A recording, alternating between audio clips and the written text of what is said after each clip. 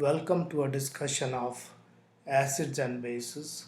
The textbook we use is called Chemistry, the Central Science. It's the 11th edition by Brown, LeMay, and Burston. Let's take a look at some definitions of acids and bases. We can use the Arrhenius definition, Bronsted-Lowry definition, or the Lewis definition to classify substances as acids or bases. The oldest definition is that by Arrhenius. And according to Arrhenius, a substance that increases the concentration of hydrogen ions in water is classified to as an acid. A substance when dissolved in water and increases the concentration of hydroxide ion is referred to as an Arrhenius base. So if you take a look at some examples, you find that halogen acids like hydrochloric acids, hydrochloric acid or hydrobromic acid or hydroiodic acid, when dissolved in water, produce hydrogen ions which are very reactive. They react with water molecules to form hydronium ions, so they increase the concentration of hydronium ions. For bases, the best examples are alkali metal hydroxides like lithium hydroxide, sodium hydroxide, or potassium hydroxide. They all ionize in water solutions to produce the corresponding alkali metal cation and hydroxide ions.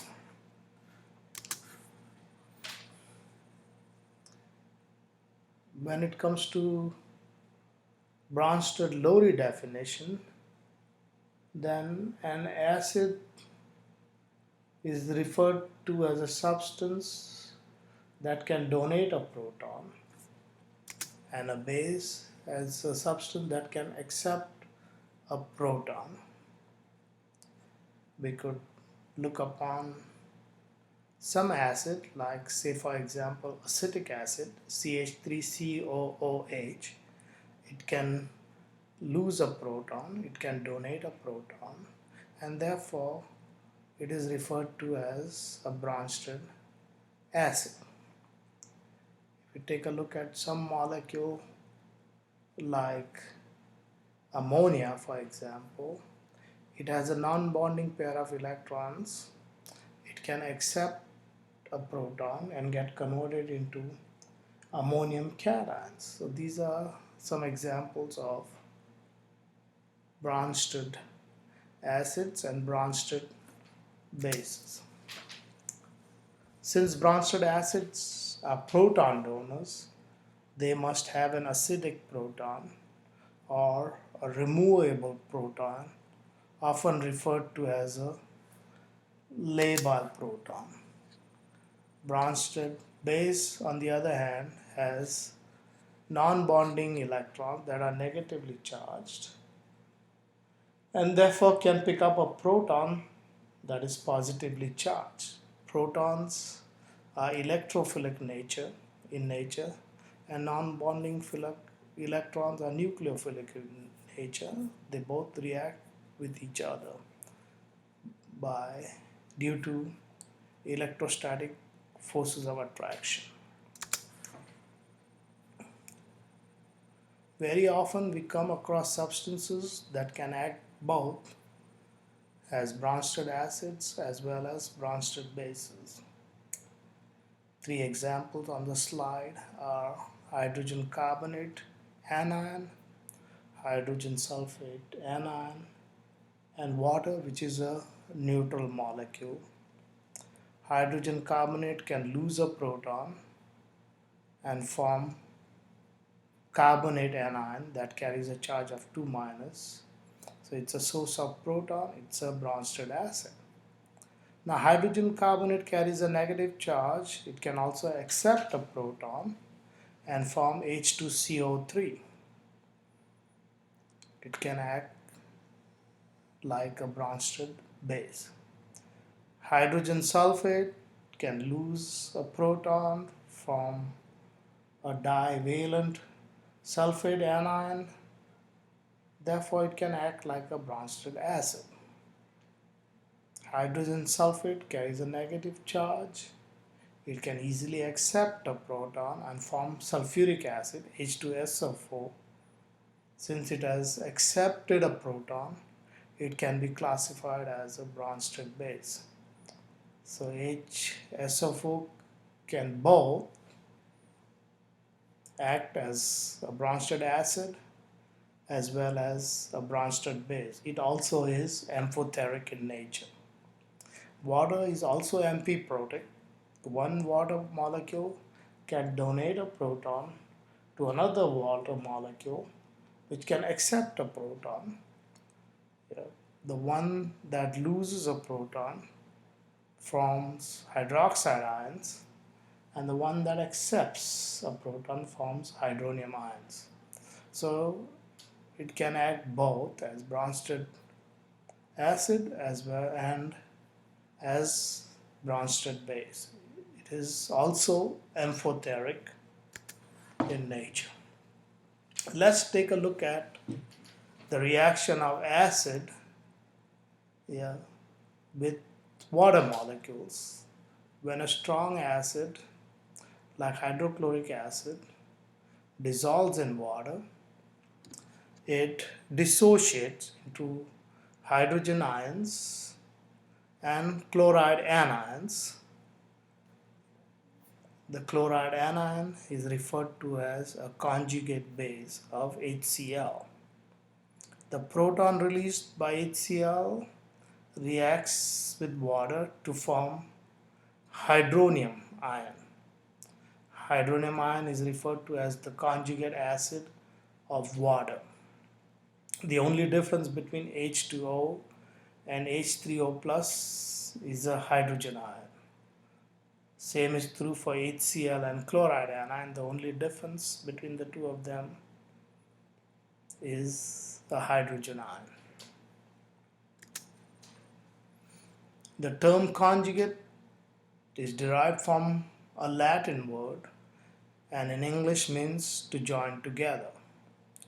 Yeah, we have an equation where we have HNO2 reacting with H2O to form NO2 minus and H3O plus.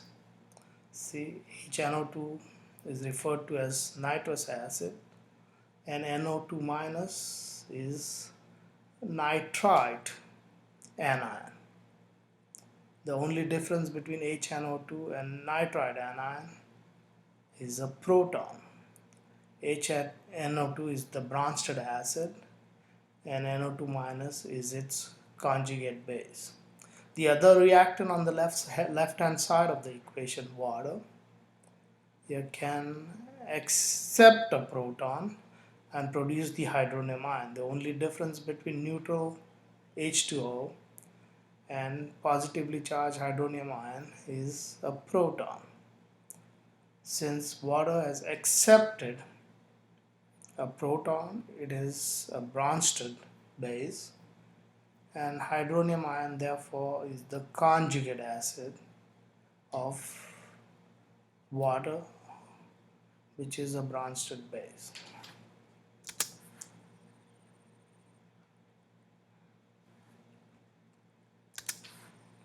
Let's take a look at some acids and bases and compare their strengths.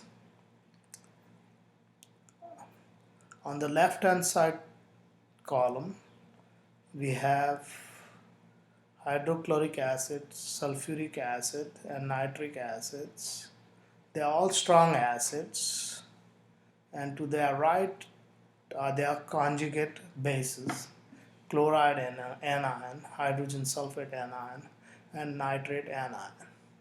The conjugate bases of these strong acids are very weak bases. We can also take a look at some weak acids, some of which are well worth making a note of: phosphoric acid, hydrofluoric acid, acetic acid, ammonium cation, and hydrogen carbonate anion. Phosphoric acid, H3PO4, is a triprotic acid. It can lose each one of those protons in a stepwise manner. When it loses one proton, it forms H2PO4.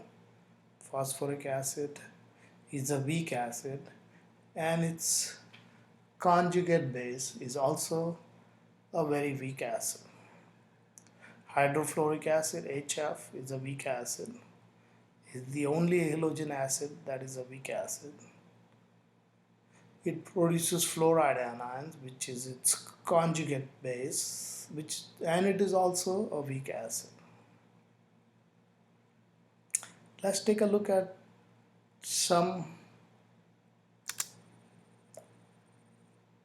other molecules or substances like hydroxide anion, hydrogen gas, and methane.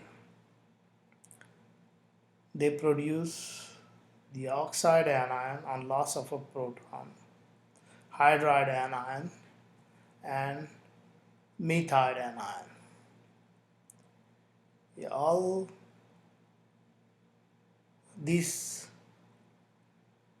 oxides, hydrides, and methides are very strong bases, but hydroxide anion, hydrogen molecule, and methane molecules are very weak acids.